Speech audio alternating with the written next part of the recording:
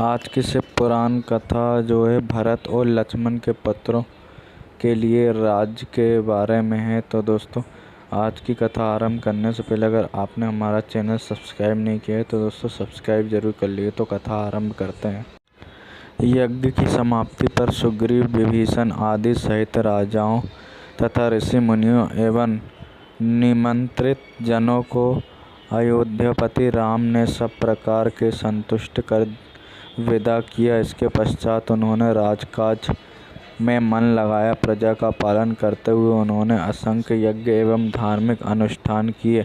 उनके राज्य की महिमा दूर दूर तक फैल रही थी। प्रजा सब प्रकार से सुखी और संपन्न थी। पुत्रों एवं पौत्रों की समृद्धि एवं श्रद्धा से घिरी हुई माता कौसल्या ने इस संसार का त्याग किया। उनकी मृत्यु के पश्चात कैकेयी, सुमित्रा भी परलोक गामिनी हो गई। भरत के पुत्र तक्ष और पुष्कल जब बड़े हुए तो कैकेयी, नरेश तथा भरत के मामा युधाजित ने श्री राम के पास संदेश भेजा कि सिंधु नदी के दोनों तटों पर गंधर्व देश बसा हुआ है। उस प्रदेश में गंधर्वराज सेलूस अपने 3 करोड़ महापराक्रमी गंधर्वों के साथ राज करते हैं। यदि आप उस प्रदेश को जीतकर सिंधु देश के दोनों ओर के प्रांतों को तक्ष और पुष्कल को सौंप दें तो अति उत्तम हो। कैकेयी, नरेश की आज्ञा को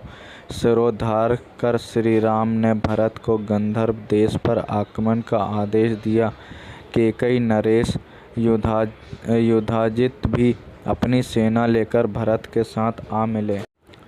दोनों सेनाओं ने मिलकर गंधर्वों की राजधानी पर धावा बोल दिया। दोनों ओर की सेनाएं भयंकर गर्जन तर्जन करती हुई परस्पर युद्ध करने लगी। देखते देखते समर भूमि में रक्त की नदियां बह गई। सैनिकों के रुंड मुंड उस शोणित सरिता में जल जंतुओं की भांति बहते दिखाई देने लगे। 7 दिन तक ये भयानक युद्ध चलता रहा। अंतिम दिन वीर भरत ने संवर्त नामक अस्त्र का प्रयोग करके गंधर्व सेना का सर्वनाश कर दिया। इस प्रकार गंधर्वों को परास्त कर भरत ने 2 समुद्र नगरों की स्थापना की। एक का नाम तक्षशिला रखा और तक्ष को वहाँ का राजा बनाया। दूसरे का नाम पुष्कलवावत रखकर उस पुष्कल को सौंप दिए।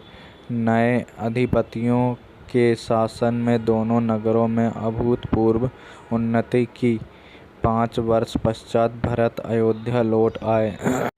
इसके पश्चात श्री रामचंद्र ने भरत के परामर्श से लक्ष्मण के पुत्र अंगद के लिए करुमत में और चंद्रकांत के लिए चंद्रकांत नगर का निर्माण किया और उन्हें वहां का राजा बनाया। राजा काज की समुचित व्यवस्था करने के लिए उन्होंने अंगद के साथ लक्ष्मण को और चंद्रकांत के साथ भरत को भेजा, जो 1 वर्ष तक वहां का समुचित प्रबंध करके अयोध्या लौट आए।